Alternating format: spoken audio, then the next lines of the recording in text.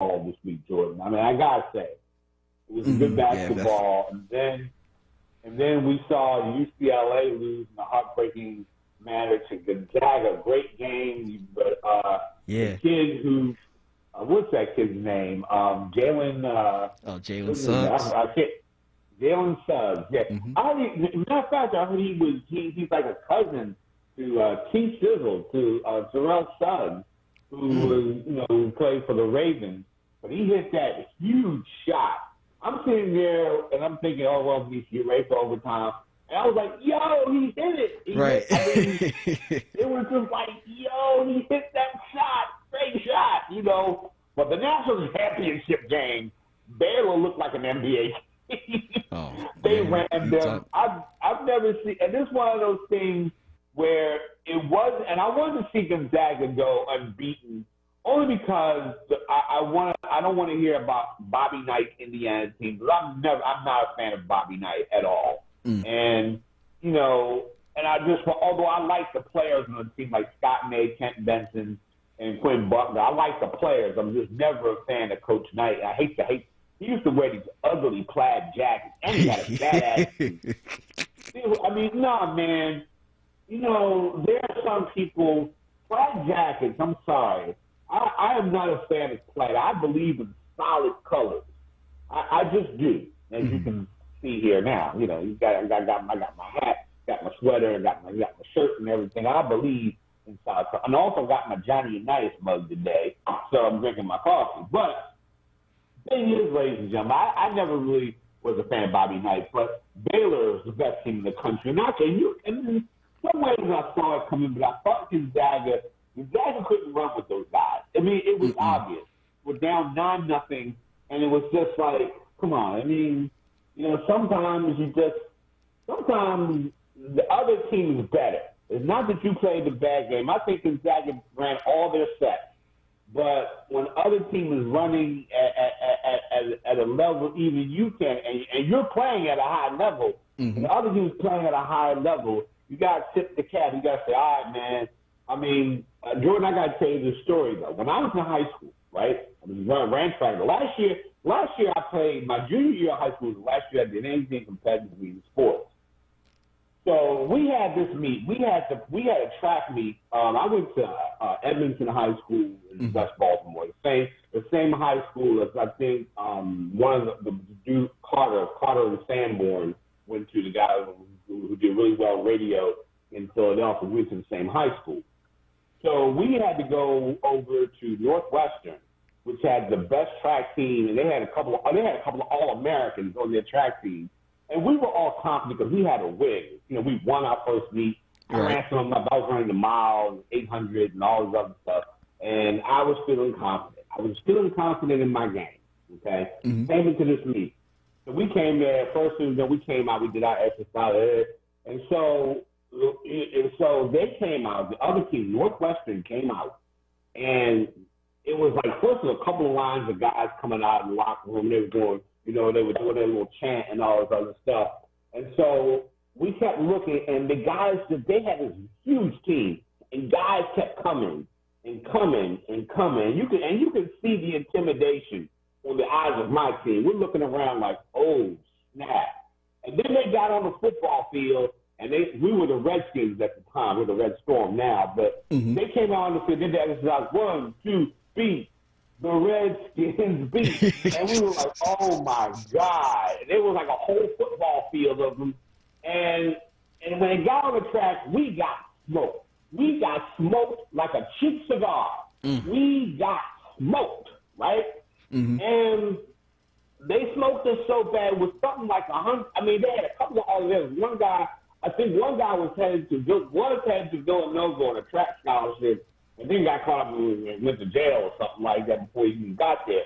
But they had All-Americans on this team, and they smoked us. It was so bad that, we were like, we were kind of laughing about it. It was so, I was never the type that would be show any signs of humor after a loss. But my whole team was like, dang.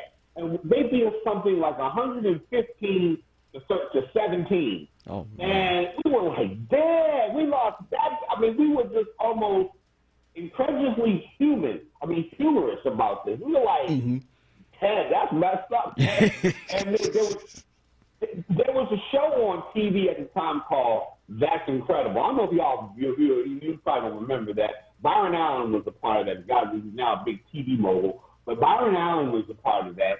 And every time, there's something would happen on the show, someone would say, wow, that's incredible. Well, when somebody read the score, 117 to 17 or something like that, one of the freshmen on the team said, wow, that's incredible. And guys were cracking up. So we're on the bus, we're on the bus heading back to school, and we're all just sitting around chatting, yeah, I'm going to see this girl, man, I'm going to do this, I'm going to do that.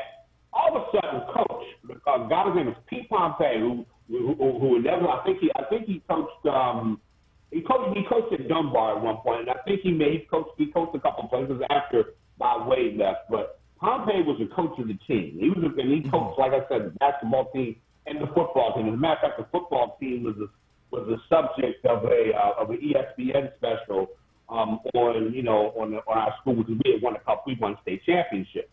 Oh, okay. So all of a sudden, Coach Pompey gets up and tells everybody to shut the F up. Everybody shut up. Everybody be quiet. And so we were all stunned.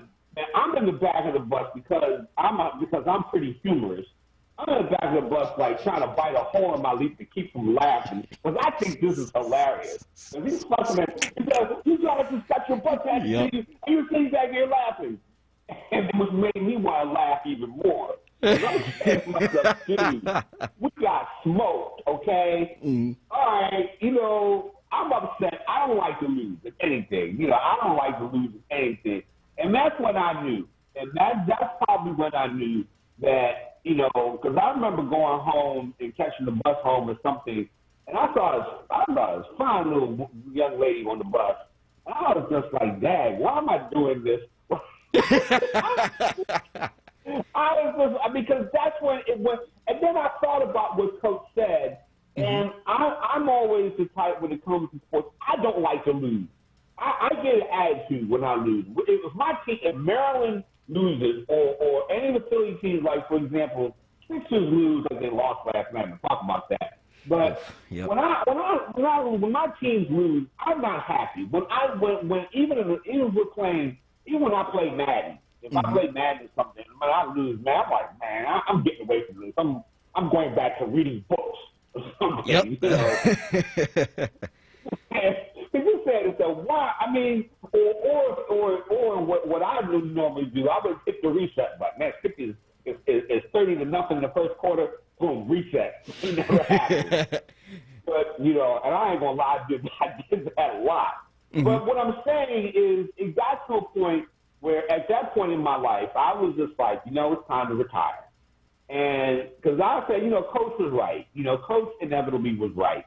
Because, normally because I remember a few years earlier, we lost the meet and I didn't run well. And I was just mad. I was mad at myself and I was mad.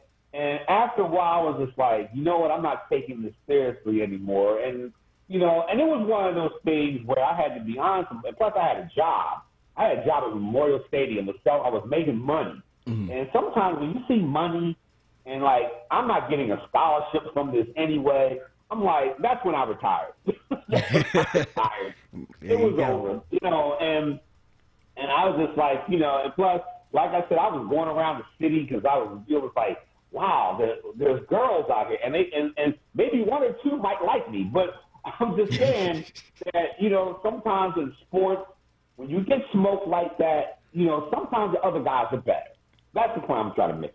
Sometimes the other guys are better than you. And that's what Baylor had to do. That's what Gonzaga had to realize. There's no shame. They had a great season. Yep. And sometimes you get it like when UNLV blew out Duke back in 1990 by 30 points. That was just one of those things. Sometimes people are clicking that day. That's how well you can play. Any other day, it might have been a blowout. It might have been a closer game. Like the next year when Duke and UNLV played and they had Grant Hill, putting some defense on Larry Johnson, that was different. So, and speaking of losing before we go to the break and everything, Speaking of your Philadelphia 76ers, oh man, they laid boys they laid last night. I mean, Jordan, you saw. Did you see the game last night? Did you watch the game last night? You watched any of the game? I did, and all I gotta say is I was just speechless. That's it. I mean, like, Yeah. at the end of the game, you just see the effort, but like where was that? Like the entire first 3 quarters, pretty much. Yeah, first 3 quarters, it was like, okay. It was like they let Zion do. Zion Williams was bad. He's bad man. Mm-hmm. Bad man. No, there's no mistake about that. Nope. Zion Williams was bad man. Mm-hmm. What they let You do not want to be in front of him when he's driving. He's basically a truck. And basically, the Sixers were saying, "Oh, hey, oh, hey!" Right. He was just like, "Bam!" Oh, and because nobody, I think it got to a point where guys must have been so tired. This is I ain't getting hurt, but I ain't gonna let him run me over. Go to the bathroom. Yeah, man, you got it, bro. You got it. Deuces, you got it, bro. Yeah, just go right ahead. All you. Go right ahead, man. Do your thing. Do your thing. We gonna be right just don't injure me before playoff time. Yeah, you know what? That's what that was. No, man. I ain't trying to get we got the playoffs, man. I ain't trying to get. All right, nah, bro. We got you. I mean, that was the feel that the game had. Yeah. It was that kind of feel, and you're saying to yourself, my God, what But and you have to understand, sometimes in the NBA season or baseball season, it's a grind. Mm-hmm. You're not gonna. I mean, as much as you try, guys try to bring it every night. But I have to imagine that even a LeBron James, mm-hmm. a Kevin Durant, any of those guys, I venture to say there's some nights and there's some days when you go to work. Yeah. When I come on this show on certain Saturdays, man, I'm like, man, I'm tired because I've been teaching all week. Mm-hmm. Sometimes I'm talking to my kids on the Zoom cast, and I'm like, man, y'all wearing me out today. Yeah. And some days you come in and you don't always have the energy, and a lot of times, players. Fans think, well, they're getting paid all these millions of dollars. Yeah, but it's like we also forget that they're human. Like the players are human. Like we're the same. We're the same way. Like we don't have sometimes we don't have the energy day after day. Like it's not always that consistent. So hey, and plus they got so many games that they got to play, just like what you mentioned. Yeah, so, hey. They play tonight against Oklahoma City. Yeah, and they're trying to save that energy. They're on the road. It's hard to go home. Get some sleep, make it, and sometimes they usually give you a lot of times they feed the athletes a little dinner, a little protein, a little vegetables, and all that other stuff. You get them, you're tired. Yeah, and I'll say this for the Sixers, they've been having so many back-to-back games lately, so it's kind of It's hard to do that on a night in and night out basis. But last night, terrible game last night by Embiid. 5 of 16 shooting, only had 14 points. I think he scored maybe 2 points in the second half, and he was inexplicably not driving the ball on King last night. The big guy for it was Adam King. That's his name. I mean, guy. Or was this Steven Adams or Steven Adams? I want to call him King. Adam King. Steven Adams. He just would not drive the ball on him. And I'm sitting there looking at it like, Joel, why are you taking jump shots? Why? Yeah. I mean, I understand. Steven Adams is another strong guy too, especially when it comes to screens, picks. But I mean, still. But you can't take that Bama off the dribble, as we say down in D.C. Yeah. You can take it. I mean, it's very easy. It's very easy to take him. Ladies and gentlemen, one thing I forgot to do. I want to call in today. Your numbers are 215-634-8065-186-636-10-900. We are going to be talking about some Sixers today, but I want to talk about some things in the news that we got a couple of them. We got a few minutes to break, but I just want to mention some things this week. Paul Pierce. Paul Pierce has been in the news this week, and not for any good reason.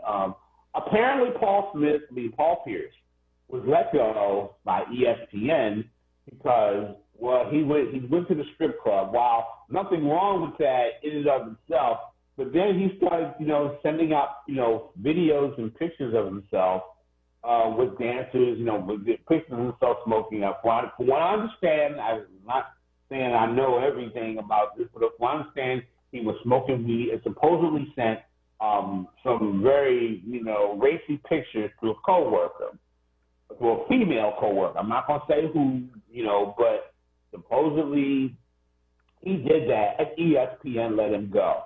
And my question is, why?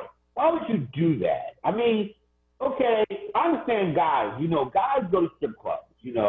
I myself, back when I moved, when I got divorced, yeah, I kind of hung out a little bit. Let's just say that. And and the thing is, usually the places where I would go, at a lot of the black strip places, I would say that would be the one place where I've ever seen guys well behaved. I'm talking about guys who looked like they were, they were, thugged out or whatever. Guys like that, you would see, guys were very well behaved. But in this situation, you don't send pictures to coworkers. You don't. My thing is, when you go out for any bar, whether it's a strip club or just a bar, a lot of times when I go, I just want to go because if you ever see me out any places, I don't want to talk to people. I'm in the corner somewhere. If I am talking to people, I'm talking about sports and all that. I'm just talking, in general, or I'm eating the wings.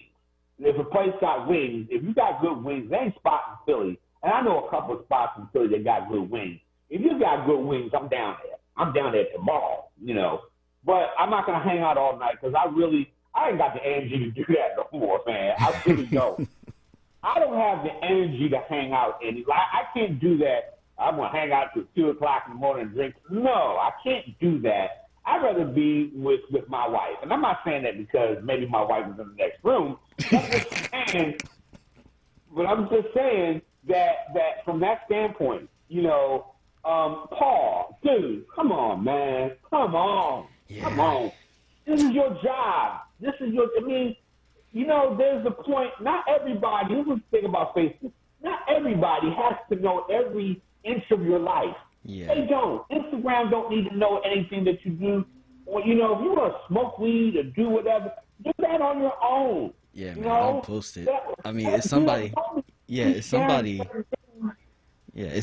else, posts, if somebody else records you and they put it viral, then that's a whole different story. That's just them doing it.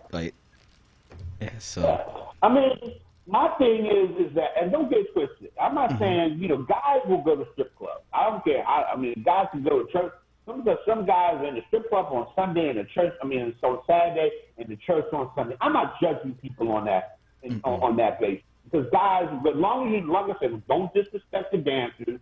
Don't disrespect, don't be disrespectful just because a woman is doing that for a living. That's a living. So that woman probably has to pay rent and send her kids to school. Okay, so please don't be disrespectful to the dancers. But my thing is that there's certain things of your life. Next time we go out, we may take a picture and say, "Hey guys, we're at this restaurant." I don't want every aspect of my life to be on social media. I'm sorry. No. I may show pictures of myself and all that, but no. Okay, so how long do we have to break? We're going to go to break because we got callers waiting for us. Yeah, we've got about another minute left. Okay. So, I'm gonna take some of the callers after that, and then I got Joe San Laquito. We're gonna talk. Jaron Ennis is fighting tonight. He's fighting on Showtime, and it's gonna be. I want to see. He's 26-0, and he is. He had a no contest for the fight that ended on an accidental headbutt, and so we want to see him. Oh my goodness, I lost all my articles, but want to see him fight tonight, and we're going to see him. We're going to see him fight tonight, and it's going to be interesting to see it's going to be interesting to see how he comes out. He had knockouts in 16 straight fights. So it's going to be interesting to see how he comes back and how he returns, to his form. And we'll talk to Joe Sanquito about that. Can he be in a crowded welterweight field? Can he be a contender? And so when we come back, I got Brother Joe Maurice from North Philadelphia, Fishman, and Richard from North Philly. So when we come back, I'm going to get these calls in. So you're listening to 96.1 FM, 900 AM WURD, the Chris Murray Report. We'll be right back. The Germantown Friends School mission begins with a commitment to community and to the belief that academic achievement is in itself not enough. Inspired by Quaker values, GFS encourages students in preschool through grade 12 to see the world as theirs to experience, to understand, to create, and to change. Learn more about the GFS academic, arts, and athletics programs at their upcoming virtual open house, Friday, April 16th, 9 a.m. Register now at germantownfriends.org/admissions. If you haven't had the privilege to use ACAP's products, treat yourself. We made it easy for you to shop for good quality essential products with the help of local businesses such as cultural stores, convenience stores, gas stations, and local supermarkets. ACAPs, servicing the community since 1969. Listening to the Streets brings together young men to create street-level solutions to gun violence. Participants receive a $240 stipend, and if they attend 8 sessions, they're guaranteed a job offer. Man Up PHL and WURD want to end gun violence. Listening to the Streets is a step. Interested? Call 267-748-7818. That's 267-748-7818. Or email us at info@manupPHL.org.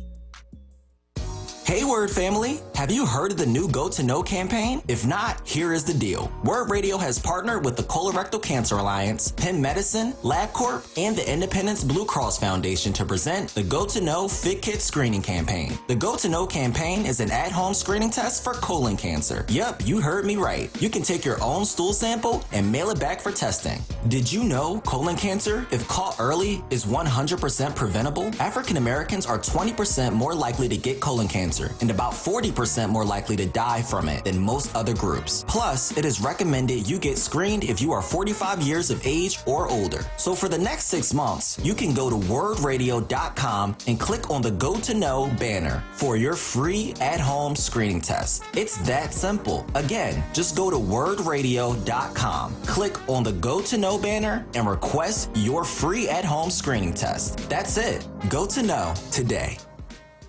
COVID vaccines are here, and Black physicians and scientists helped to develop them. So I feel good about getting the vaccine. And with new forms of the virus now spreading, I know we need to keep up everything we're already doing.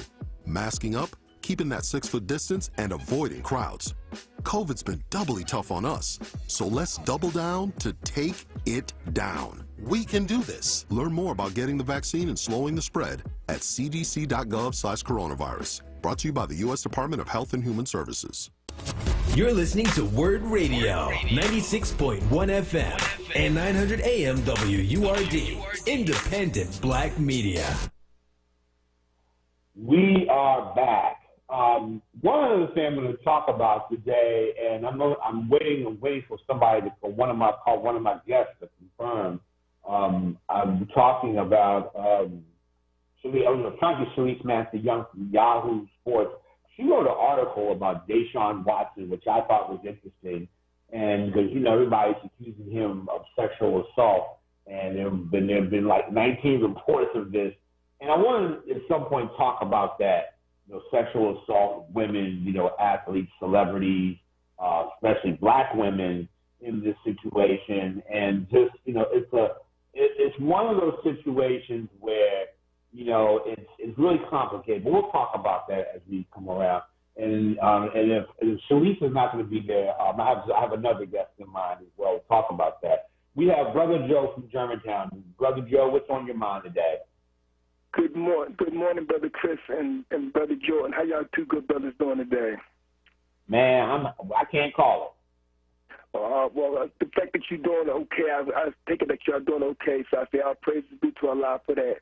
Before I talk about sports, Chris, You're welcome, Brother Chris. We kept up with sports. I want to give a shout-out to the upcoming caller, Brother Maurice, who always talks about black economics and generational wealth. I'm a long time subscriber to Black Enterprise magazine, and I got the first paper issue in, because they do digital now, but they put out a paper issue because they gave the tribute to the late founder, Earl Graves Sr., who became an ancestor last April. And, he was a beautiful man because he had the business. He started Black Enterprise back in, I think, 1968, 69, 70. I can't remember one of those years, but he started it. His vision was for black people, and this is what Brother Maurice from North Philly always talks about, is black generational wealth. Yeah, you know something? Earl Graves was a classmate of my father and my uncles. I mean, he went to school with my mom, too. Yeah, they're at Morgan. Yeah, they're all Morgan. They're all Morgan at the same time. My mother knows Earl Graves like family, I guess. Yeah. That's beautiful, brother. Because like I said, Chris, he's one of my heroes, man. And like I said, because I always subscribe to Black Enterprise because, like I said, I'm about investing. I'm about passing wealth from one generation to another.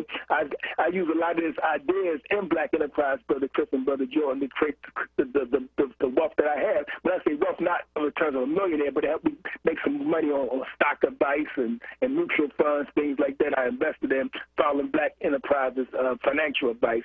Brother Al Evans Jr., he helped me, was one of their people. He helped me get some good advice. I stay in contact with him over the years, and he's a good brother as well. That's all I want to share that real quick, because I know Brother Maurice always talks about that, and that's the beautiful thing. I hope Maurice keeps doing that. But just real quick on the sports thing, the brother that you said got fired from, what did he do? I've been with all this stuff going on with the coronavirus and this Matt Gates, and I didn't hear what happened with him.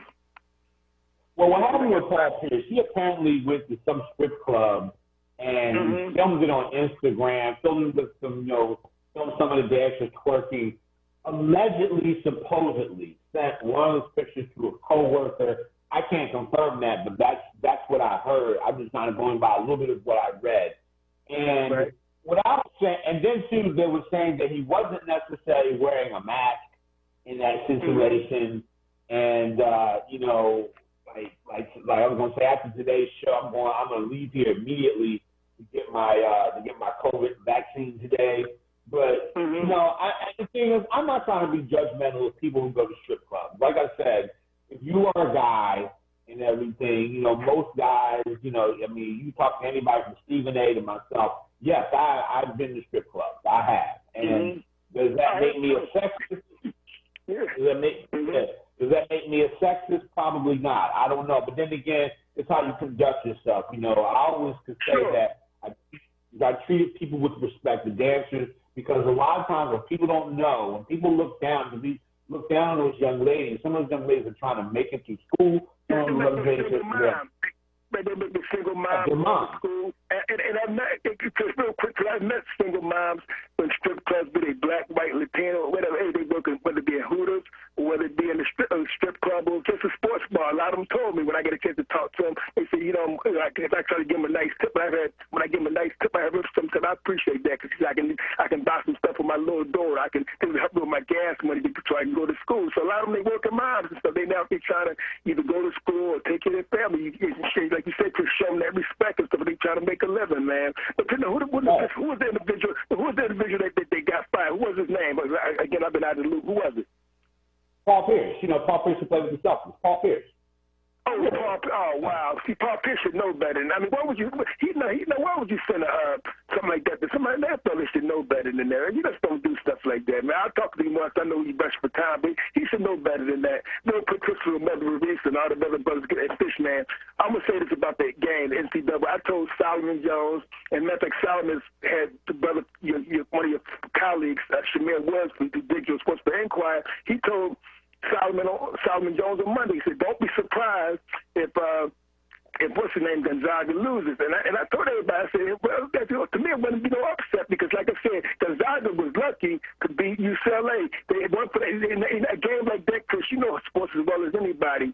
It takes a lot of you emotionally. I said, don't be surprised if Gonzaga comes out flat and stuff like that. And they did. And they fell behind 9-0, and Bella never looked back and stuff. That's why I wasn't surprised Bella beat them last year, because Bella is good at winning the #1 seed for nothing. Gonzaga's a good team, don't get me wrong, but they ran into a team that was just better athletically. Because you can see the athleticism of Bella, it was just too much for Gonzaga. Gonzaga. That's why I wasn't surprised they lost. I didn't consider the upset. I expected Baylor to win, even though Charles Barkley and all the talking heads, Brian, Greg Gumbel, all them on the pregame show pretty much gave Gonzaga a free pass to say it's a no-brainer. But I said, hey, Baylor gonna win the game, and that's what happened. Simple as that.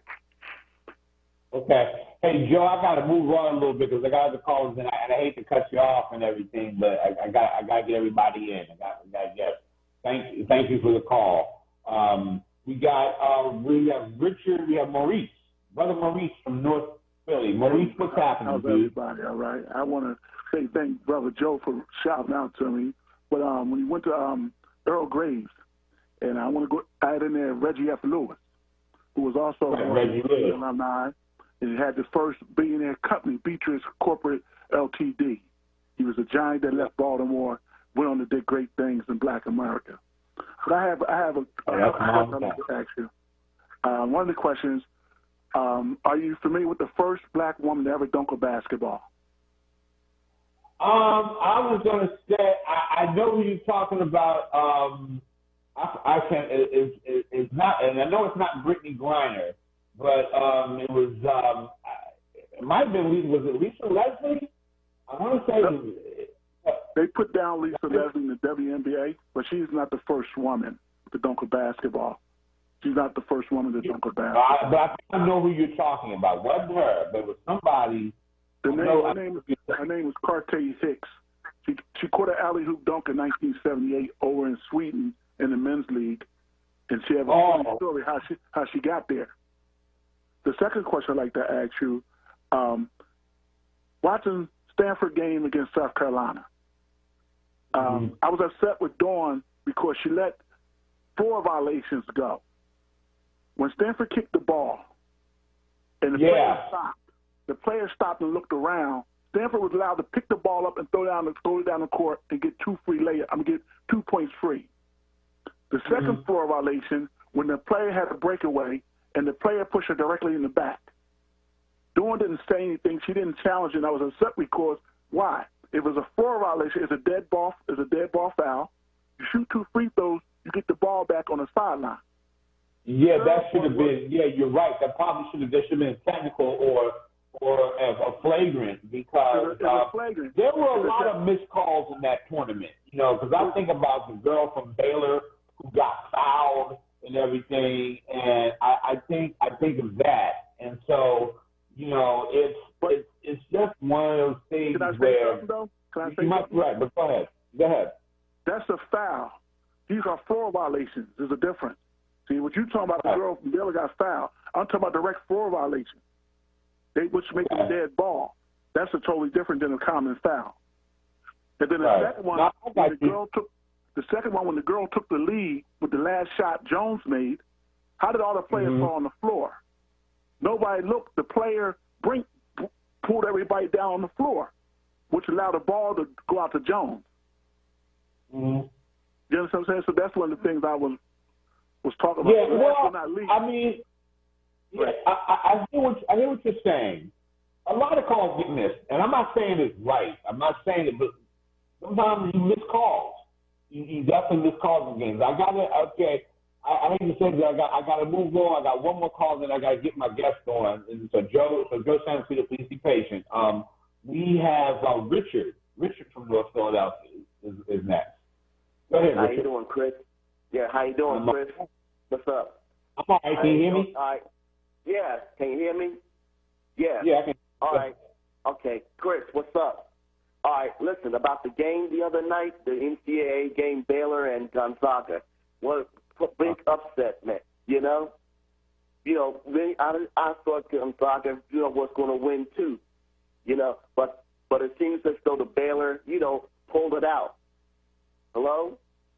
Yeah, I'm here. Hello? Yeah, okay. Yeah, I'm here. Baylor? I'm here. Yeah, they pulled it out, but Baylor was just fast, and I think what happens, a lot of times when you have an emotional win like that over a team like the night before, it's hard to get up for. I mean, I think Gonzaga, if they played them any other time, might have played them a little tougher. I'm not saying Baylor wouldn't have won. I think Baylor was that better athlete. but but sometimes you're flat after an emotional win. It's hard to come back the next game in basketball after an emotional win like it, because UCLA in that style by their head coach, by that style that they like to play, that grinded out kind of style, made them work harder on defense. And they, sometimes when you meet, this is the tournament, and that team was on fire. And, Cronin's kids, get pushed Gonzaga. And when you're unbeaten like that, it's hard to go unbeaten and not have a clunker like they had Monday night. Yeah. Well, one more thing, Chris. Did you hear about the former football player who killed 5 people and killed himself?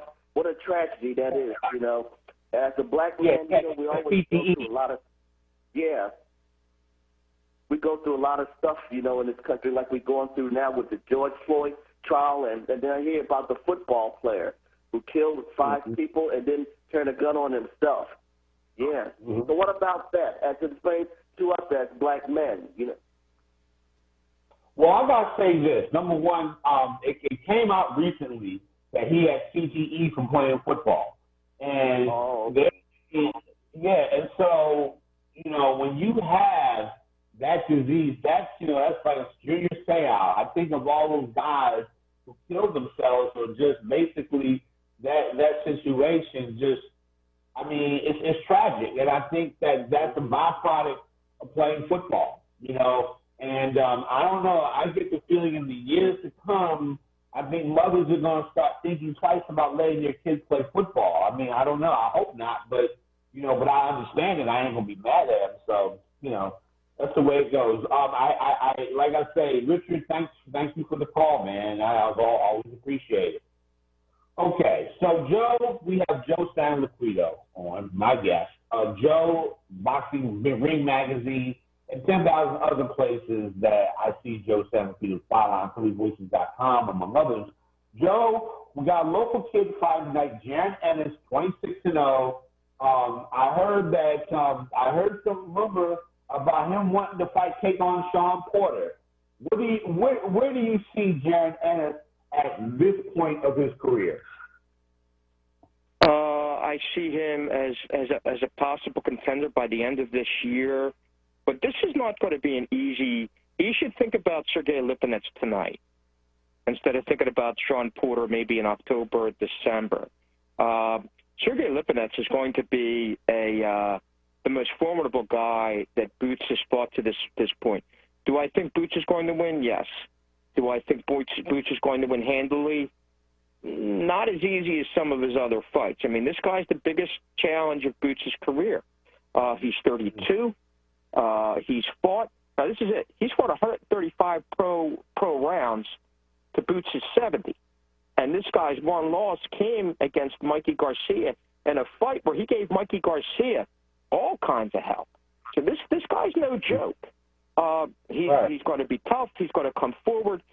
And here's the kicker though with Boots, and I know this for a fact. We've not seen nowhere near what Boots is capable of doing. He could fight coming forward. He could fight going backwards. He could fight left-handed. He could fight right-handed. He could box, and he can bang. There's a lot of different things there that we could see. And the thing about him and what makes Boots so tough, and Boots is going to win tonight. He will win tonight. He should win tonight. And he's going to continue winning. And he's going to continue winning for something that's very simple. Going back to the great Bruce Lee proverb, be water, be liquid, be fluid. You could change your complexion, you could change your composition depending upon who you fight, and that's what makes Boots so difficult. He doesn't go into any fight with a set strategy. He and his father develop a strategy during the course of a fight. That's always been their way. It always will be their way, and it's the way of, in a way, it's the way of Bruce Lee. Be water, don't define yourself by any specific situation. And that's going to be anyone's toughest test against Boots Ennis, because you don't know what version of him you're going to get. And we have not seen anywhere near the number of versions he is. But this guy's no joke. Sergey Lipinets is a former champ. He is a guy that has an incredible pedigree. He is someone that, and no, it's the interesting thing is he's 32 and he's only had 18 pro fights. But he's also, his last 5 opponents have a cumulative record of 128, 11 and 1. Boots' last 5 opponents, 114 and 4. The difference is that Lipinets has fought a far higher level competition that Boots has fought. Lipinets he gives obviously the utmost respect to Boots. The thing I think which will happen tonight, and Lipinets, the only way that Lipinets can win, or the only way I think he feels he could win. I don't think he can win anyway, to be honest with you. But Boots has only gone 6 rounds once. And again, that's could be a big key. I believe that was, I'm trying to think here, Boots is the last time he went 6 rounds. It wasn't the last fight because the last fight ended in a no contest, which, by the way, bothered him from no end. But when Boots fought, I believe it was last September, when he fought Juan Carlos Abreu. That went 6. Boots stopped him in 6. That's the most he's gone as a pro. So let's see. And by the way, when Boots stopped Abreu, Boots was way, way ahead in that fight. Systematically broke him down. I've never been knocked out either. Yeah, sorry? He's never been knocked out. Yeah. So hey, Joe, we got. Hold that thought with me. We got to go to break. You know, my producer is yelling at me in my ear. But hold that thought. I want to talk about that when we come back. Listen to 96.1 FM, 900 AM, WURD, the Chris Murray Report. Will be right back. You probably heard it before, but one of the best ways to stay safe from COVID is by avoiding crowds. That's better. Also, when you're out in public, make sure you stay 6 feet away from strangers or people you don't live with. It's okay to say, "Can I have some space, please?" Well, it's going to be a beautiful sunny day today, and we can expect much. If you're going to have a get-together with friends and family, have it outside. And remember to keep those 6 feet of social distance.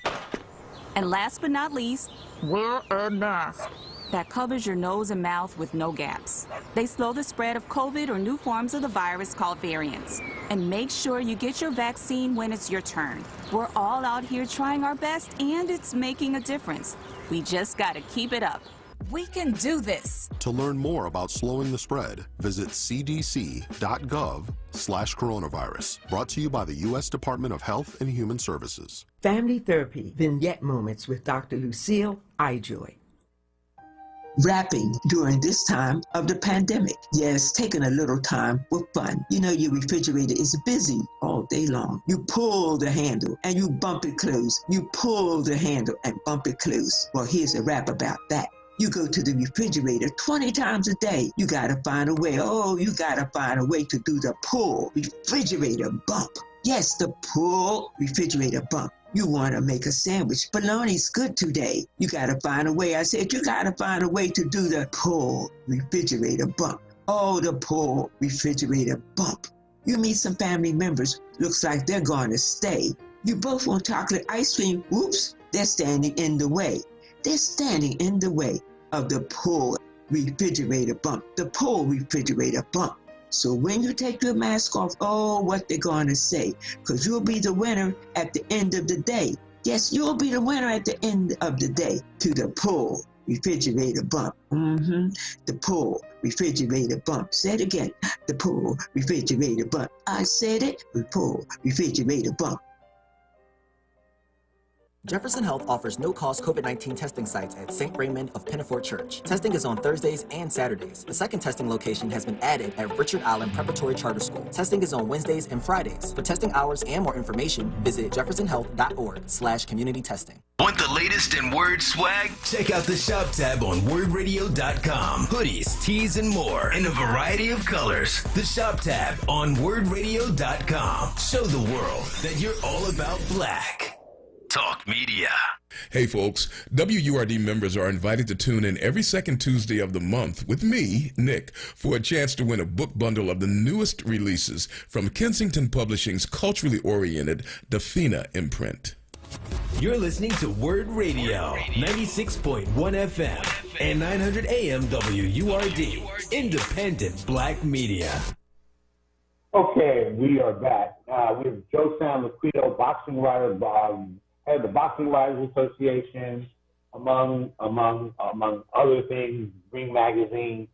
Joe, so you were talking about Bozy and his training of his young fighter, and Bozy's always talked to me about that. The fact that he would always kind of watch, and that guy.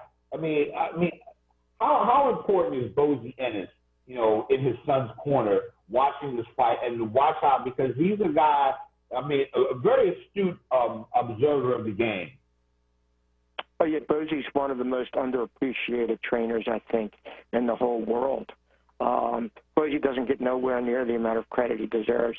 And he came from that great lineage of Philadelphia trainers, Bowie Fisher, the great Nazim Richardson, God rest his soul, Don Turner. Bowie comes from a lot of that school, a lot of that knowledge, a lot of that background.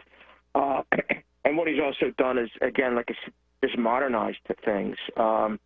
Grabbed pieces of great historical trainers and then melded that into his own beliefs and his own training mannerisms. And then on top of that, you happen to have a son who's willing to turn around and bust his tail and do anything. I mean, he can't keep Boots out of the gym. I mean, if Boots has a problem, Boots works too hard, if there's a such thing. I mean, almost days after a victory, he's back in the gym. I know this for a fact, and this is what tells me. And my only concern with Boots is this, going into this fight tonight with Lipinets. I know for a fact he was irate over the last fight because he wanted to win under his own, on his own. Right. That the Van Deerden guy that he fought in his last outing suffered a cut.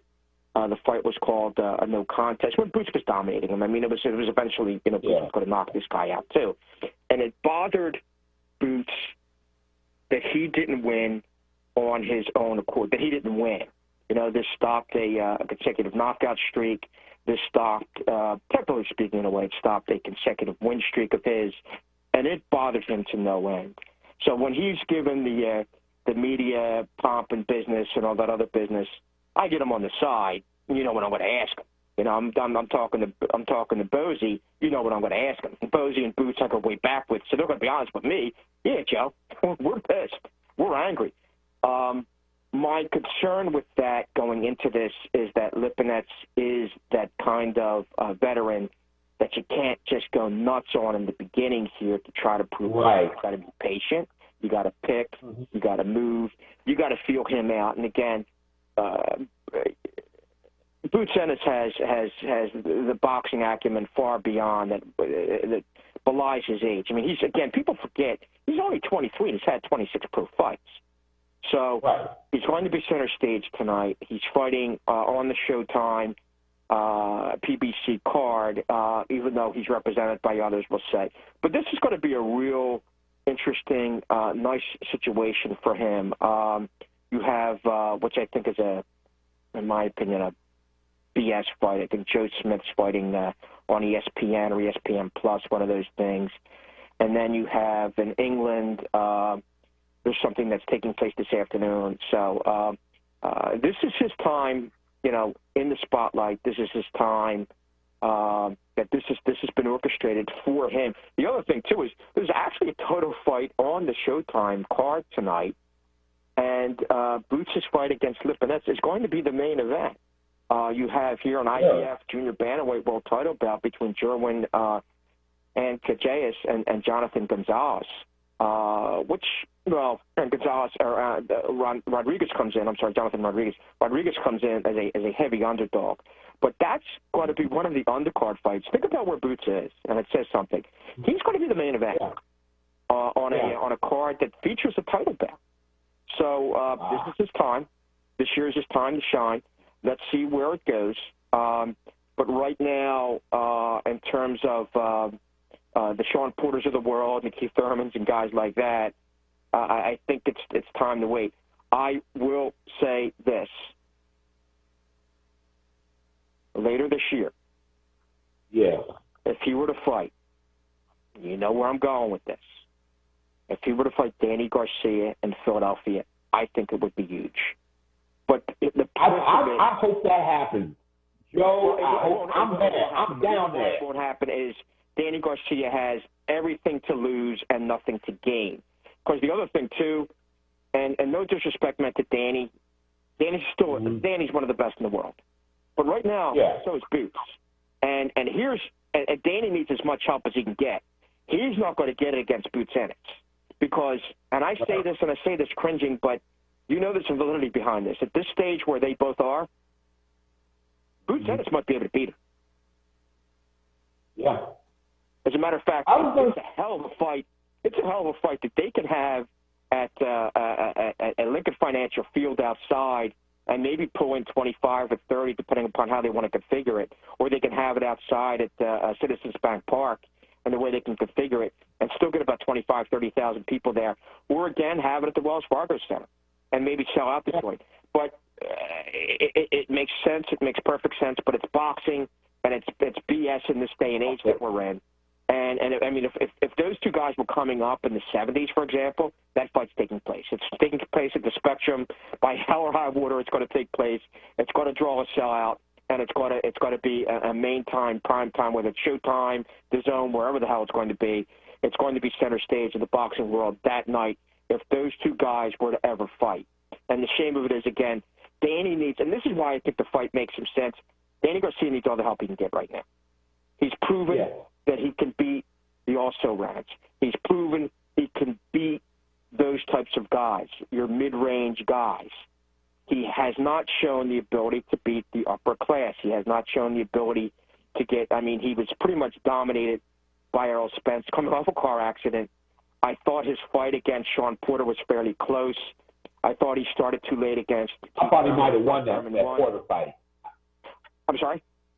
I thought he might have won that. I thought he was... That Porter fight was that I agree with you, Chris. That's debatable, too. And maybe that's the inner Philly in both of us coming out. I have no problem with Sean getting that decision. But Danny needs a name back on his resume. And here, like I said, so that's the only piece of gold that I think Danny Garcia would want to get involved with a fight like this. Boots, obviously, it's everything again for Boots. And again, they think the world of each other. I know there's a great respect between the both camps. We know Angel. We both know Angel. Angel could add a personality to it. But it is a fight that makes all the sense in the world. But again, because it's boxing and making all the sense in the world doesn't make any sense. Therefore, that's a fight that won't happen. And Boots will continue. My fear for Boots is this. The better he looks tonight, the more dangerous he's going to be for the Porters of the world and the Thurmans of the world. And that was going to be my question to you was, okay, he gets through this fight tonight, depending upon if he wins in spectacular fashion. If he knocks him out in, say, 5 or 6 rounds, is he ready for that level? Is he absolutely ready? I got to go to break. Tonight is a great proving fight. Yeah, that's a great point, Chris. It is a proving ground for him, and again, him dominating would light that fire. Would turn around and set that switch off. Again, I know the motivations involved with this. His last fight being first and foremost, but knowing where this can put him on that larger stage, he's going to put on a show. And it's going to be pretty spectacular. Again, my only concern with Boots is that he does not come out too charged up, too energetic, because, again, if that happens, there's that chance. And, again, in boxing, you could be down, 1,000 to 1 in boxing and have that 1,000, you could be down 100 to nothing in boxing and come up with the 101 punch. Unlike basketball, football, or baseball, you can't hit a 10-run home run. You can't sick a 7-point shot in basketball. You can't score a 21-point touchdown. In boxing, you have that $1 million tap, and suddenly, I was watching clips of Mike Tyson today, and I watched the replay of the Tyson-Douglas fight twice. That one tap could end careers, and you just never know. I mean, it's always there, but I think at the stage where Boots is, where he is focused, he is disciplined. He knows what he's getting into with Lipinets. He is far faster, quicker. His skill level is far above Lipinets. But again, the only thing in the back of my mind is watch how you ease into it. You don't charge into it because, again, the fear of the emotion taking over, charging into it, and that chance of getting tapped. But I feel very strongly he's going to win, and I feel very strongly he's poised enough. He's a very, very highly intelligent young man that he just has to. He himself is going to have to tail himself the first few minutes. Joe, I got to end this right here and whatnot because, like I said, but thank you so much. And like I said, you're right about that. I still think Mike Weaver and Big John Tate in 1980. So that's classic. Look at you. Yeah, I remember that. Remember that fight? One was killing all the way. Okay, thank you for being here, Joe. I got to go. Thank you for being here. The door's always open. All right. Thank you so much. Ladies and gentlemen, we got to go to break. This is 96.1 FM 90 MWRD. The Chris Murray Report will be right back.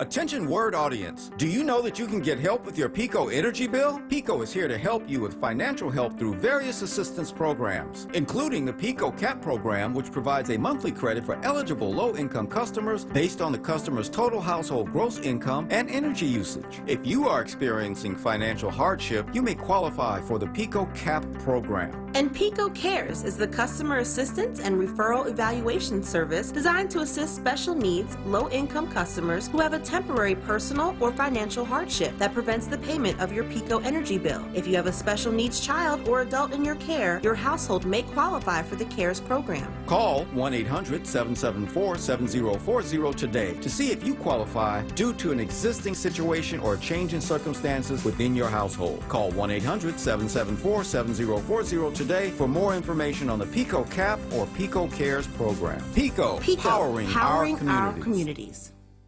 COVID vaccines are here, and Black physicians and scientists help to develop them. So I feel good about getting the vaccine. And with new forms of the virus now spreading, I know we need to keep up everything we're already doing. Masking up, keeping that 6-foot distance, and avoiding crowds. COVID's been doubly tough on us, so let's double down to take it down. We can do this. Learn more about getting the vaccine and slowing the spread at cdc.gov/coronavirus. Brought to you by the U.S. Department of Health and Human Services. Need to replace your Social Security card? In most states, you can request one online with a My Social Security account. A My Social Security account gives you secure access to your personal earnings history and benefit status. You can also get a proof of income letter, estimate and apply for benefits, and more. Save time. Go online. Open a My Social Security account at ssa.gov/myaccount. Social Security. Securing today and tomorrow. Produced at U.S. taxpayer expense. The Black Words Book Club. WURD Radio's new monthly conversation on books that explore the African American experience through social, economic, and environmental justice issues. Tune in the second Tuesday of every month on Evening Words with Nick Taliaferro, 4 p.m. till 7 p.m. For April, WURD Radio is partnering with the Free Library of Philadelphia and showcasing their pick for its annual citywide reading program, One Book, One Philadelphia, entitled The Tradition by Jericho Brown. Be sure to listen live, as Nick Taliaferro will hold a contest for a giveaway book bundle that consists of 4 titles from Kensington's Defina's Authors of Color's newest release. Don't miss it. Tuesday, April 13th on Evening Words with Nick Taliaferro. Attention for WURD members. Get your copy and receive a 20% discount when you purchase at Harriet's Bookstore or Hakeem's Bookstore. For more information on the Black Words Book Club, visit wordradio.com. The Black Words Book Club is sponsored by Defina. Defina is an imprint of Kensington Publishing Corporation, America's independent publisher, concentrating on authors of color. This is WURD Radio, 96.1 FM and 900 AM WURD Philadelphia. Independent Black Media. You're listening to WURD Radio, 96.1 FM and 900 AM WURD. Independent Black Media. Okay, ladies and gentlemen, we are back. I'm going to change gears a little bit. As you've been hearing in the sports world, the sports news, you watch ESPN every day, everybody likes Houston Texans quarterback Deshaun Watson, probably one of the best passers in the league. There's been speculation that the Philadelphia Eagles would bring him here if they could. The problem right now with Mr. Watson is that so far 19 women have come forward to say that he, in some way, sexually assaulted them. And I don't know. These cases are oftentimes complicated in the sense that whenever a black man is, accused of these things, in a world where, black men, where our reputations and things that are disparaged just on GDP, everybody thinks the worst of black men and all that. And a world where, we're watching the trial of George Floyd, who was gunned down for no reason. But then the other dilemma that comes up out of this, whole thing, especially when it comes to sexual assault, is when you have a celebrity involved, it's a black male celebrity, and sometimes when some of those charges come from black women, then it becomes a point of division or what have you. And I was reading an article that came out in the New York Times. Actually, it's an article that I had assigned to one of my students regarding the Me Too movement, especially in the aftermath of people like Russell Simmons and R. Kelly being accused of sexually assault and raping young and mostly black girls. And one of the things that comes out of this is that the author, a woman by the name of Shanita Hubbard, she acknowledges the fact that, yes, young black men are victims of crime, of victims of police brutality and police shootings done to those same men. But she also says that those same guys are often some of the guys that, quote unquote, terrorize them in terms of sexual assault. And it's something that we don't talk about in the black community without a ton of consternation. And I am no way saying, I'm not going to come on this air and say that, I think Deshaun Watson is guilty or innocent at this point. One of our friends of the show, our favorite guest on the show, Shalise Manson Young, I was trying to get her here today, and I think she had some family obligations she had to deal with, wrote an article on Yahoo dated March 30th, talking about how we really talk about Deshaun Watson, how he does a lot for the community, but do we really know these guys? And one of the things that she says that for all the good that he may have done, you can't excuse sexual assault in that equation. And so, but whenever a black celebrity is accused of sexual assault, it's a situation, and if it's accused by another black woman, usually the attack is not on the brother who's accused, although that's there too, but a lot of times it's the woman who makes the accusation. And I've seen just on Facebook, people love Bill Cosby. When Bill Cosby was going through all this, and people who love Bill Cosby say he didn't do it, and I have relatives who would tell me about some of these things that Bill Cosby had allegedly done or that he was convicted for recently, but I've heard those stories over the years too. And one of the things that this woman, Shanita Hubbard, who wrote this article in the New York Times, one of the things that she said, and she says, but, she talks about, and I'll read a couple of passages from this, but I won't be long in reading it, but she talks about the fact that a lot of times she recognizes the terror that police brutality and police shootings bring on our young black men and women too. But she says that, she says, and I quote, "But when your community fights for those same people who terrorize you, it sends a very complicated mixed message. Even worse, sometimes the community members fighting back consist of young women who were once the little girls walking home from school doing their best to be invisible in hopes of avoiding what nobody ever called sexual assault. This sends the message that your pain is not a priority. It tells you perhaps that you are not a victim because those who are harming you are also being harmed, and we need to focus our energy on protecting them. After all, their lives are at stake." And one of the things she reports is that only 1 in 16 black women ever report sexual assault. It's a difficult issue. I have someone online with me, one of mine who covered the Bill Cosby trial for the Philadelphia Sunday Sun, and I think some others as well.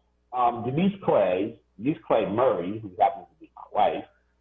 And I come to her not as my wife today, but as a journalist, as someone who's covered these issues. And Denise, I like to get your views on this because, as this case, as things begin, more and more things begin to come out, where the battle lines are going to draw. And I was wondering if you could address that, if you can. Well, sure. Well, thank you for having me on. But I think that when you say the word battle lines, that's exactly what it ends up being, because you have, and I really don't mean any disrespect for what I'm getting ready to say. When it comes to when the discussion is what's best for black women and what's best for black men, those discussions don't often sync up. And women are preconditioned, particularly in the black community, to think of themselves last, of their issues last, of their needs last. And nowhere is that more obvious than in the topic of sexual assault comes up. Now, I don't know anything about the women who are suing Deshaun Watson. And, to be honest, you kind of have to look at some of this with a little bit of a jaundiced eye, because it's kind of funny to those of us who have been following professional football, whether we want to or not, that all of this stuff has suddenly come up at a time when he has made it abundantly clear he does not want to play for the Houston Texans. So that the question that right. makes me ask is, has this been going on all along and you all have been hiding this because he is your star quarterback? Or is this something you all put together where you got all these women in a room and said, hey, now's the time because he doesn't want to play for us and we're going to make sure he doesn't play for anyone else? But that said, if all of the women who are filing lawsuits against Deshaun Watson and who is also now being investigated by the police in Houston about this, if he did this to all of these women, it's going to be really, really hard for folks to overlook that. But having covered the Bill Cosby trial and the fact that he was, and I'm just going to come right out and say, the fact that he was, allowed to get away with the sexual assault of more than 65 women over several decades, there are still people who say to me that the only reason he was convicted was because he wanted to buy NBC. No, he was convicted because he committed a crime. And I think that, if nothing else, black women would really, really just like for black men to admit that maybe some of you are out here sexually assaulting us. We would just like yeah, but the thing about it, when you mention it, I mean, even the mere mention, when Kobe Bryant died, I wrote a couple of columns on it, but then the whole Gayle King thing happened. I got brutally attacked on Facebook, which I wouldn't call it brutally. I mean, people say things all the time, but my thing was that there was this thing where, oh well, he did so many good things. Now and Kobe was never found guilty, and the girl ended up dropping the charge. It was something that happened, but it was something that happened in his life, and I think towards the end of his life, moving forward, I think he tried his best he could to make amends, if you can make amends for that situation, and I get that, but in our community, I think that the fact that any celebrity, R. Kelly or Russell Simmons, people have been accused, it's almost like, I wonder if there's a reluctance for black women to ever come forward because they don't want to be perceived as bringing down the black man. And even when you say, hey, look, when Snoop Dogg attacked Gayle King, people like, oh man, Snoop was right. And, you know, whether you disagree with her interviewing methods or not, Gayle King should not have been attacked in that way, but it's this thing that keeps being persistent. And the bottom line, I think that at some point when it comes to that, I wonder how many black women have been sexually assaulted by celebrities, but because of our position in society, that they keep silent. I wonder about that. Well, here's the thing. First of all, sexual assault is one of the more underreported crimes in American jurisprudence, and part of the reason for that is you almost never get a conviction for it. And let's be honest here, because of what a woman has to go through to go to the police and report a sexual assault, there's a lot of really intrusive and personal stuff that you have to go through to report that crime. And, you know, and when you bring up black women in particular, because of how we are perceived as female beings, it is often harder for us to be taken seriously by the police when we report sexual assault, or by anybody else when we report sexual assault, because the way that black women are presented in the media and in most other circumstances is we are hypersexualized. And what I mean by that is we're perceived to be more willing to do something, that certain things than our white female counterparts. And when I say that, I mean that, you know, when you talk to, like, and this is not just, you know, among the white community, that's even some of us, because when you talk to folks about R. Kelly in particular, and some of the women, well, they're not women, they were children, little 13 and 14-year-old girls. But what you heard most was, oh, well, those girls knew what they were doing. They were fast. No, a 14-year-old girl does not know enough about her body and her sexuality to make some of the decisions that R. Kelly was asking them to make. And, you know, women, period, need to start understanding that, you know, black women are allowed to be women too. And just because you may think of us as more sexual of beings than anyone else, that does not mean that we're there for your disposal. And, you know, it's bad enough when, you know, white men look at us that way. When it's our own looking at us that way, that's even worse.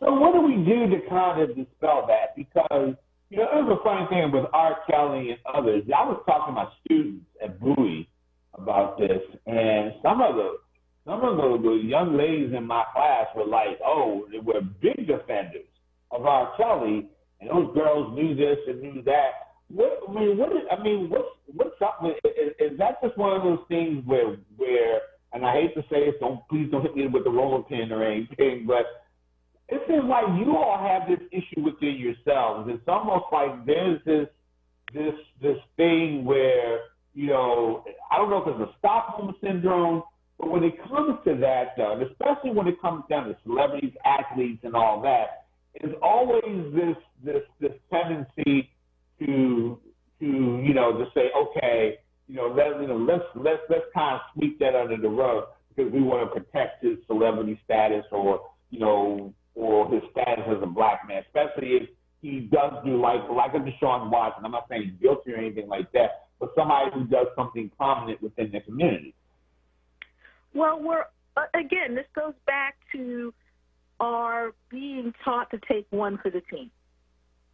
And because of that, you're willing to, you know, this is your favorite celebrity. You don't want to believe that person is that way, even though there's all this evidence showing that, yes, indeed, they are that way.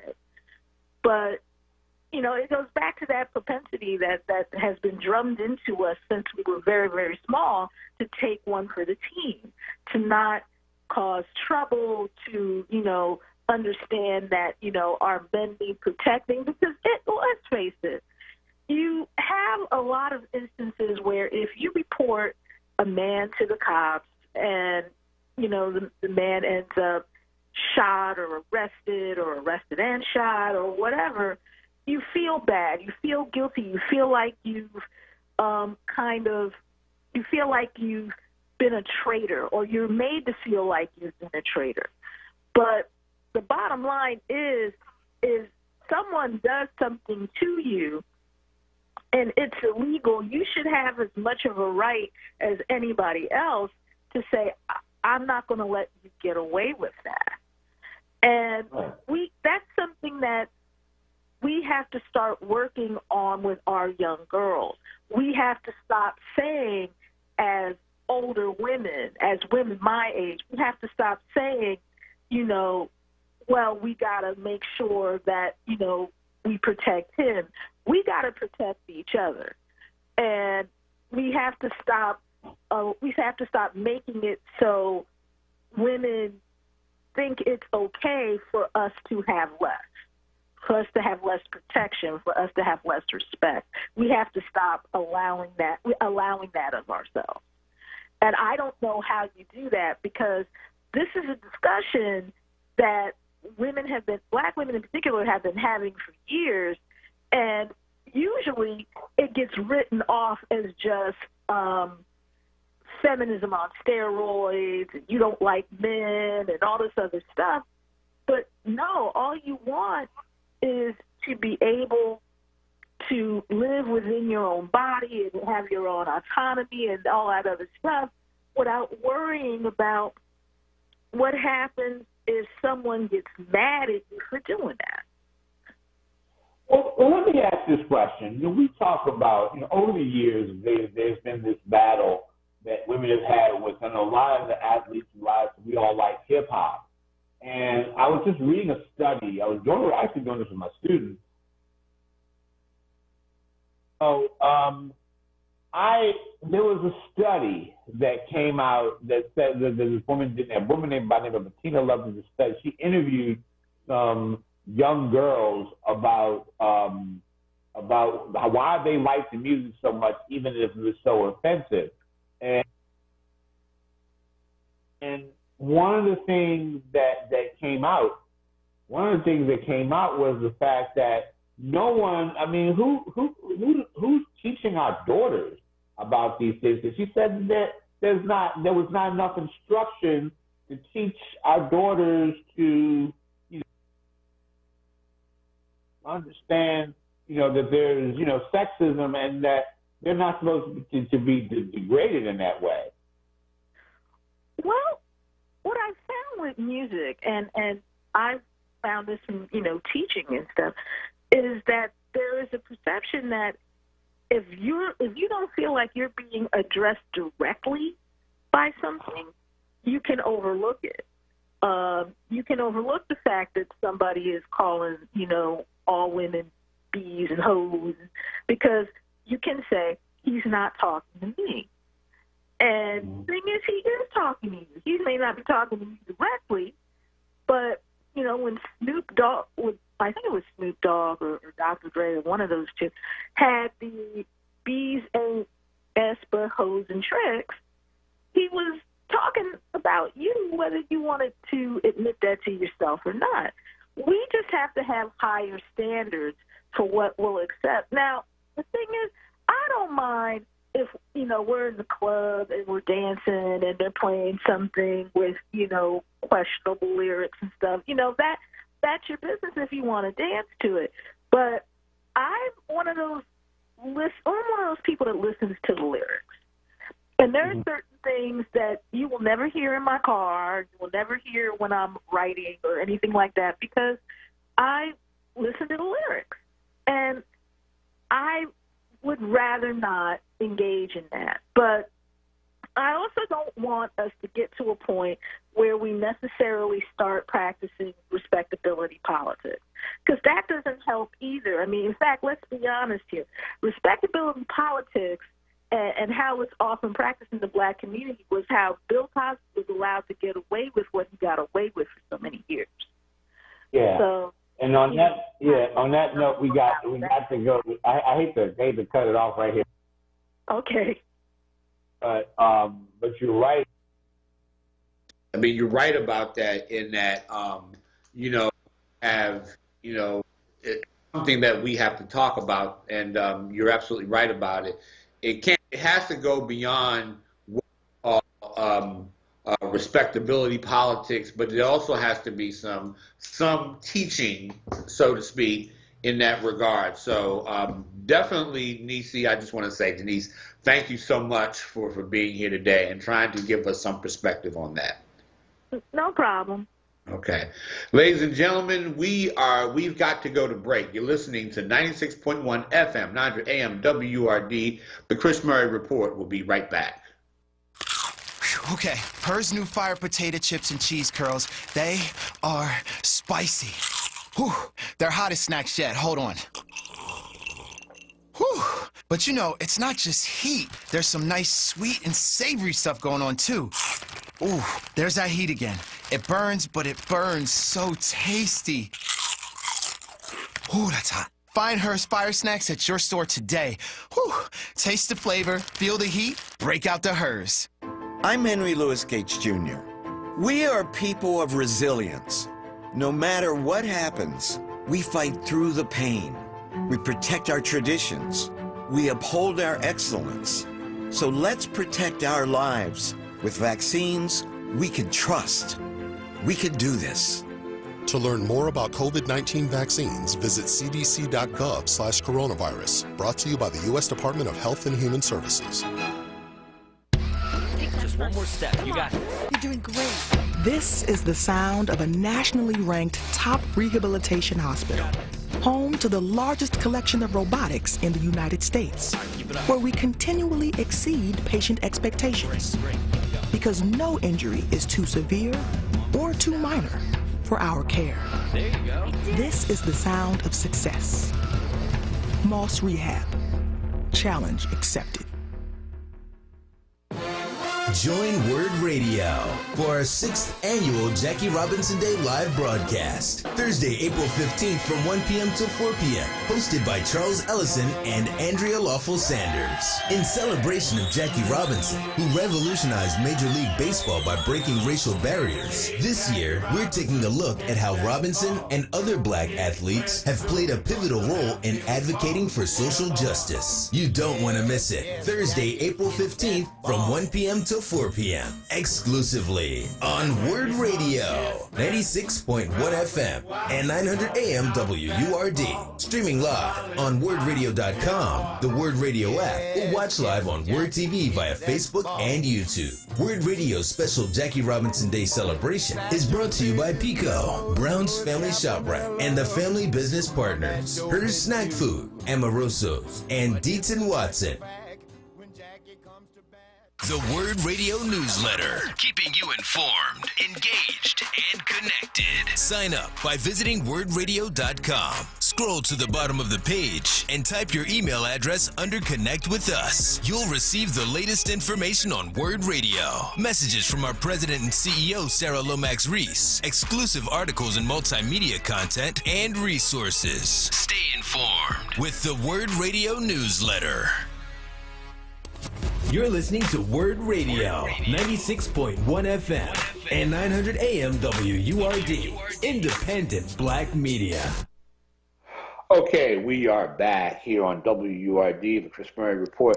Yeah, the last segment with Denise Clay, I mean, we talked about the situation with Deshaun Watson, and I on one hand, you hope that none of these charges or none of this is true. That Deshaun Watson finds his can come up with a way to proclaim his innocence. But the thing that becomes tricky, and this is the thing that that I want people to watch out, is if a person is really guilty of these types of crimes, whether they're athletes or not, I don't think it's a tricky thing in the sense that black men are attacked, but I don't want to see the situation come at the expense of black women. That if there's someone's attacking black women, because like I said, the stat 1 in 16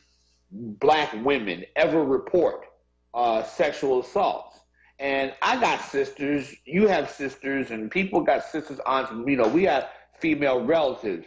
Some of us would be the first ones, if they found out whether that person was a celebrity or not, or a ball player or somebody you admire, and that happened to your wife or to your sister, your girlfriend, or half of y'all would be the first one out there, and I ain't gonna blame you if you confront this individual and want to kick his butt.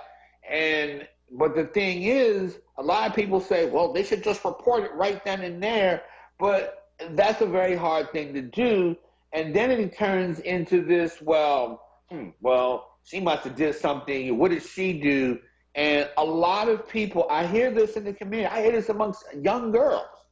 And they will go after other young black women who actually report it. And it's a difficult situation that we don't talk about, because especially if someone like an R. Kelly or Russell Simmons, people who are accused, or Bill Cosby, or somebody who on one hand has done great things for the community, but if that's his dirty, dark secret, then it's a very difficult thing. And I understand why a lot of black women are saying, look, we aren't listening. And part of that, and I often wonder, is that because, if that's part, I'm not saying, because I think it's deeper than that, but, we were talking about how young women react to rap lyrics and all that are misogynist and sexist and all that other stuff.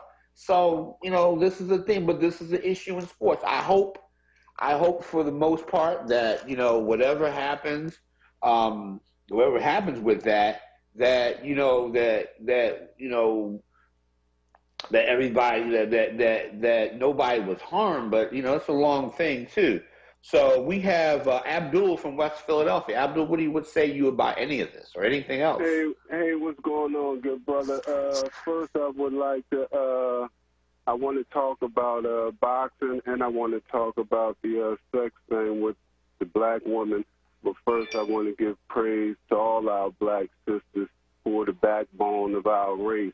I owe it to my mother and all the great matriarchs in my family, from my aunties to my aunt, my grandmom, and all of them who helped play the part in raising me. But first, we need to understand the exploitation and, the perversion of our race, of us being emasculated and indoctrinated.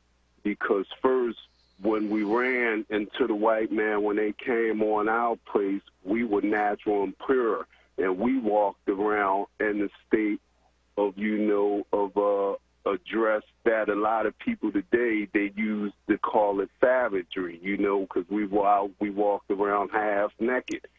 White people exploited that and exploited us. They were the ones that had brothels and, and Jack the Ripper running around in London killing whores. We didn't have whorehouses and brothels and exploit our people like that.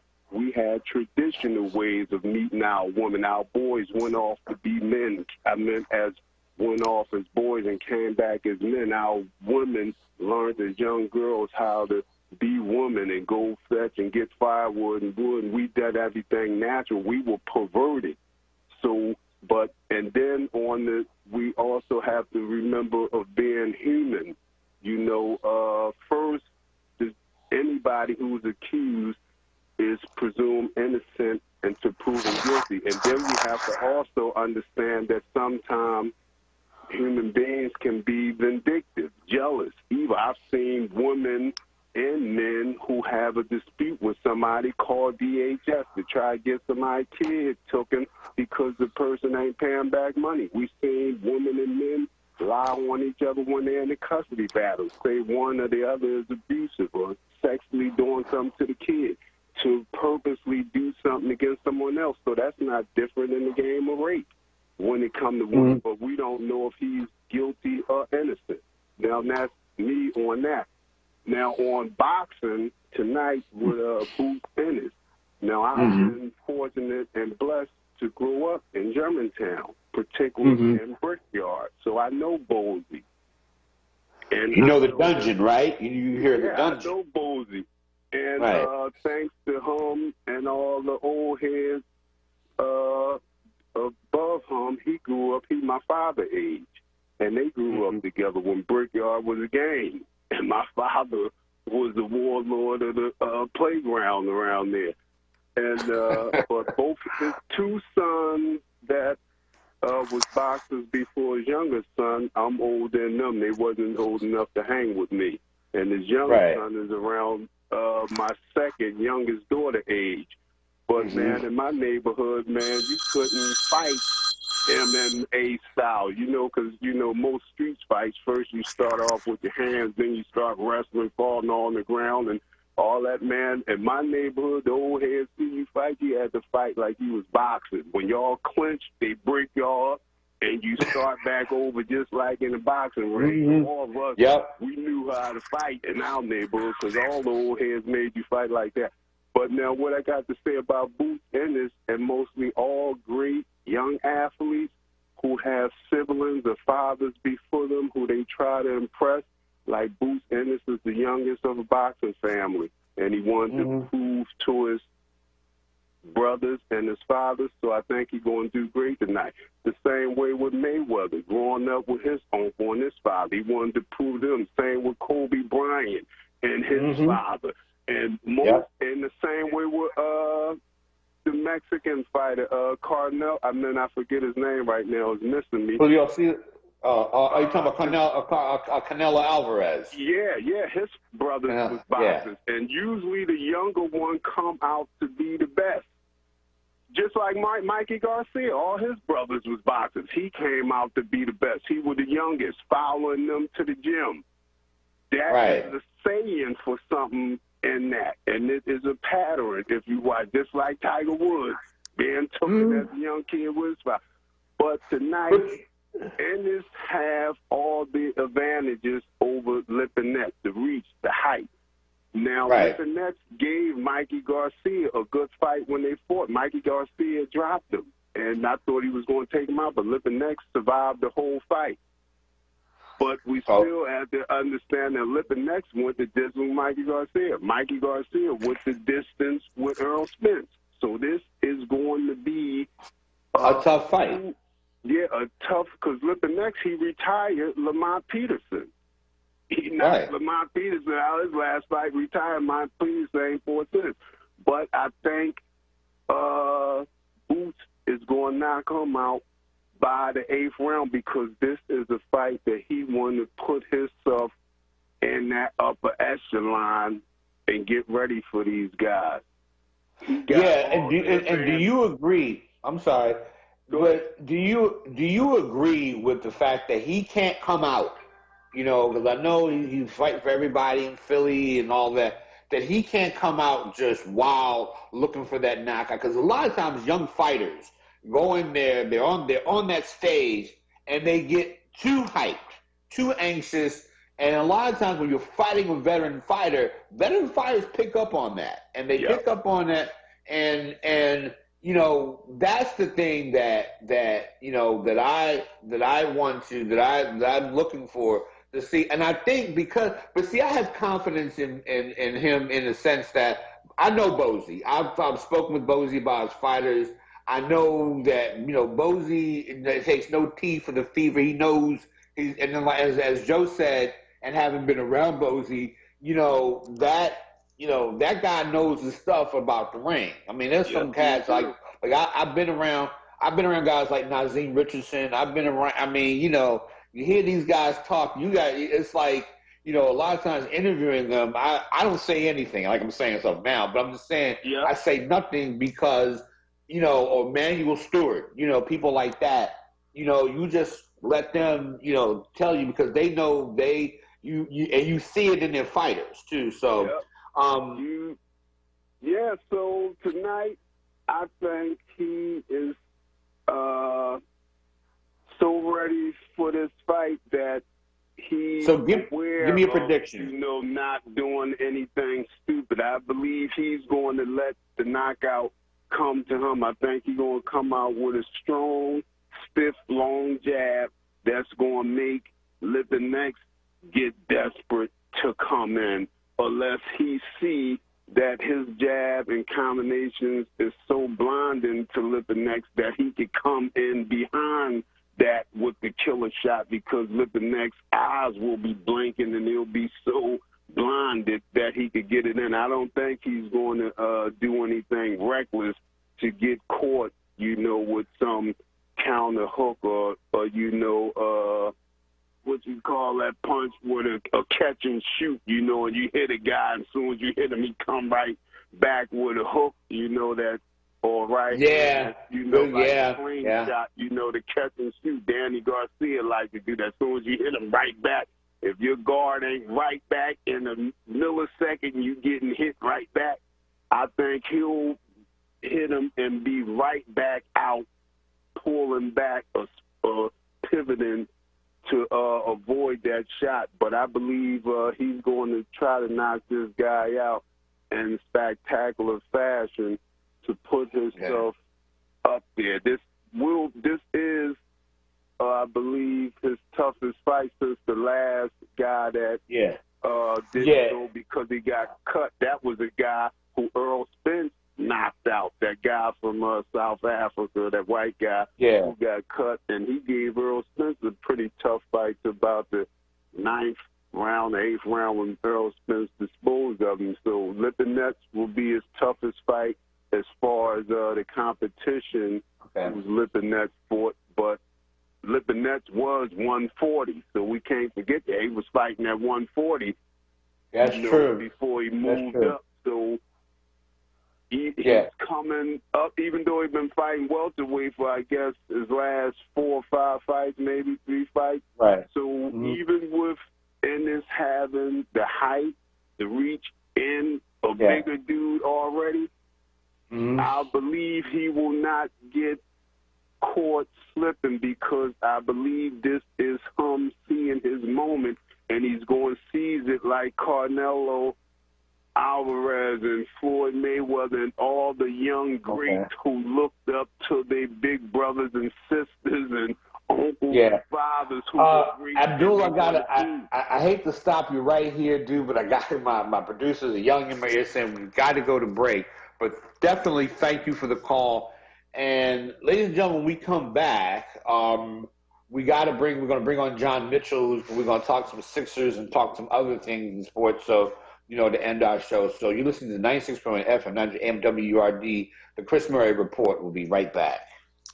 COVID vaccines are here, and Black physicians and scientists help to develop them. So I feel good about getting the vaccine. And with new forms of the virus now spreading, I know we need to keep up everything we're already doing.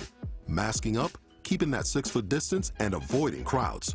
COVID's been doubly tough on us, so let's double down to take it down. We can do this. Learn more about getting the vaccine and slowing the spread at cdc.gov/coronavirus. Brought to you by the U.S. Department of Health and Human Services. The Sankofa Freedom Academy Charter School is an African-centered public freedom school that is looking for experienced, certified teachers in kindergarten through 12th grade for the 2021-22 school year. These positions are full-time and come with full health, vision, dental, and retirement benefits. Salary is comparable to the School District of Philadelphia. Interested parties should send their resume and cover letter via email to careers@sfacs.us. For more information, visit sfacs.us. Tune in this Saturday from 5 to 6 p.m. for the Islam Today show, with a perspective on moral guidance and Islamic principles and values. You're listening to WURD Radio, 96.1 FM and 900 AM WURD, independent black media. Okay, we are back. We have my man John Mitchell. What happened? Something happened on my computer. I don't know what that music is.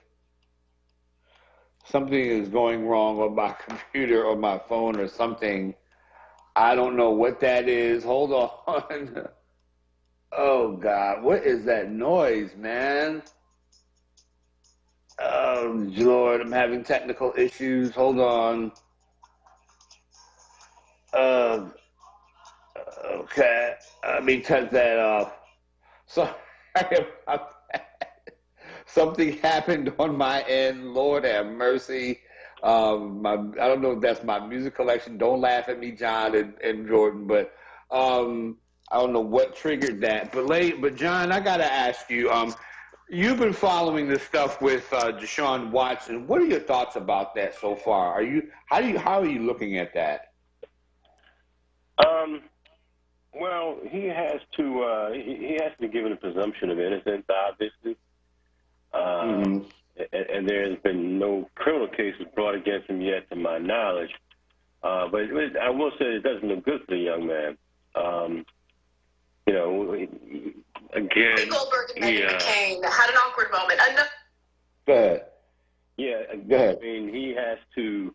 Is there anything new that's come out since yesterday? Well, nothing. I mean, it's still the same old thing. And, you know, there's a lot of complication with that because, one, the timing is curious in the sense that he wants out of Houston. Now, if his organization had known, let's just say, known that he was doing something all along, then that says something about the organization, and maybe they're using that to blackmail him to stay. But as things kind of go on, as facts come out and everything, I think this has the potential. It's gonna be right back to, you know, this sort of divide between black men and black women about, you know, sexual assault and how we deal with it. As a celebrity, do we cover it up or something like that? And it's always that dilemma it's that long-standing dilemma. I just want to wait till the facts come out for that. That's the only thing that I worry about is, you know, is this whole divide, because a lot of black women feel that when a celebrity or athlete does something, you know, it's like we tend to protect the athlete and then disregard what's going on with the sister. That seems to be the prevailing argument. And, you know, I'm one of those people, whenever a black person gets in trouble, my thing is let the facts come up and you hope it's not true. Like, I was like, please don't let the dogfighting thing with Michael Vick be true, but it was true. It happened. And so how we deal with that will be how we deal with that. So that's, you know, that's you know, that it's just the thing that, you know, when you look at this whole thing, I know as facts come out, this story is going to mushroom into a big deal, and I'm just wondering, you know, how we should deal with this moving forward. Well, we have to just wait until the facts come out. That's all we really can do. Right. It's promising. You know, I mean, you know, if you have 22 different women making these allegations, you wonder how many times did you get a massage? I haven't had 22 massages in my entire lifetime. So, you know, I'm not discounting what the women are saying. Right. And I'm not, and let's be quite honest. It's not as if we have a videotape. We have a person being tried right now for murder who was caught murdering a man by placing his knee on a man, and it's on video for the world to see. And there's still the possibility that he may not be convicted for his heinous and egregious murder. I was talking about Chauvin. So we have much more evidence in a case like that, and Chauvin may be exonerated, which is impossible in the real world.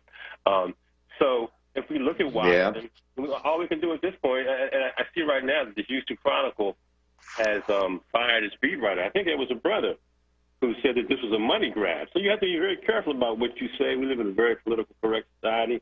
The only person that has to watch their mouth usually is a white, middle-aged or late-aged white man, such as Donald Trump, or you know somebody of that ilk. They can say whatever they want.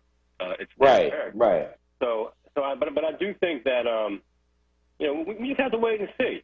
You know, I'm not going to accuse Deshaun Watson because Black men are. You know, I'm going to stand for him just like black women ignore the fact or don't talk about the fact that Kamala Harris is married to a white man. If Barack Obama had brought a white woman into the White House with him, black sisters would have lost their minds.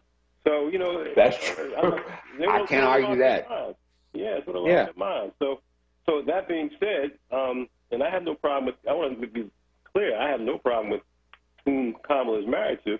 I just want to say that we have to let this run its course. And if he's found guilty, there are no criminal charges, if I'm correct. There are no criminal charges here. There are no criminal charges, but we're still, like I said again, they're still investigating. And so my thing is right now, but you know, I guess I talk about it because I see the coming storm. I see the storm coming, and you're going to have this debate. But I think that we have to be healthy about it on both sides of it. So I don't know. Absolutely do. Yeah, we absolutely do. We can't defend him because he's a brother, and I wouldn't defend him. I just don't know enough. You know, it's kind of like make trivializing it. I don't know whether or not Jalen Hurts is a legitimate NFL quarterback. I don't know enough about the body of work's not large enough. So we got to wait and see. We have to wait and see with Deshaun Watson as well. Last night, your Philadelphia 76ers pulled the clunker of a game. And I guess that happens. I mean, in the course of a season, but now and they're a game behind the New Jersey Nets in the NBA's Eastern Conference. I mean, I always say that do it again. I do it too. Brooklyn. The Brooklyn Nets. Sometimes I got the Rams sometimes in St. Louis, brother. So you better than I am. But go ahead. Yeah. It's like the Baltimore. I still say Baltimore Colts, but the thing is, I'm wondering if the Sixers can match up. You watched them. You cover the NBA, and I wonder if they can match up with all the talent. There's a running bet between me and my wife. My wife said that somehow the Brooklyn Nets, because you got Harden and some other head cases on that team, that they're somehow going to implode, and that the Sixers will prevail in the Eastern Conference Finals. If that team is running on all cylinders, I don't think so, in my opinion. And I'm wondering how can the Sixers match up with them in a short series, in a 7-game series?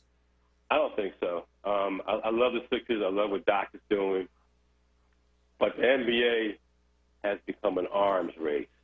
Right. It's great that Ben is probably the best defensive player in the league this year, in a league that, everybody says, well, when we get to the playoffs, it slows down. And it does. It slows down if your team is getting defensive rebounds and keeping that team, from running and setting up a three-pointer. Yeah, it slows down a little bit. I just don't know. I mean, Brooklyn's issue is right now is comfortably working Kevin Durant into the lineup. Well, Kevin Durant's a guy who doesn't have to be ball dominant. Kevin Durant is a guy who can get his shot, can facilitate, can make other players better. I mean, honestly, ever since, particularly when Brooklyn went out and added LaMarcus Aldridge and when they added Blake, to an already stellar 2 that became a stellar 3 with the addition of James Harden. And when you add James Harden to that roster, I don't know who in the Eastern Conference realistically can beat that team. I mean, I know people have to talk about it as if, because the teams have a chance, but I don't think, I look around the Eastern Conference, the Sixers and Milwaukee, I really don't think they have much of a chance against that team. That team gets healthy, because, we always say this about the Olympic teams, how can all that talent fit? How can all that talent mesh? And they always mesh, and they always win games by an average of about 50 points. Brooklyn's just better. Better. I mean, the team, I'm starting to like what I really see from the Clippers. I don't think Paul George, I think this will be the last year that people who were critical and having critical of Paul George and saying he's a choker, I don't think he'll be able to say that at the end of this season if he stays healthy. Kawhi played at a very high level, and bringing in Rajon Rondo is going to make that team. Yeah, the Clippers are going to be tough. And the Lakers will. Well, the Lakers, it is much bigger for the Los Angeles Lakers because of LeBron's age, because of Anthony Davis's history, But let's not forget they were, and here I go, I'm the guy who just diminished defense in the NBA, but they were like the best defensive team in the league prior to those guys going down. So we'll see. But it's really, the Sixers, they have to get, Ben has got to stop trying. I think Ben's problem right now is he's in a mental rut. Going back to him, I just saw a statistic. I think over the last 8 games, he has more turnovers than he has made baskets. Then he had, I think like 28 turnovers and 28 points, I want to say. So he, like I said, maybe it's that sometimes you hit walls in a season. And I the thing is, I always get this thing where are our expectations a little bit? A lot of people are expecting in this time to see the Sixers in the NBA Finals, and my thing right now is that I get the feeling that the Sixers are going to have to.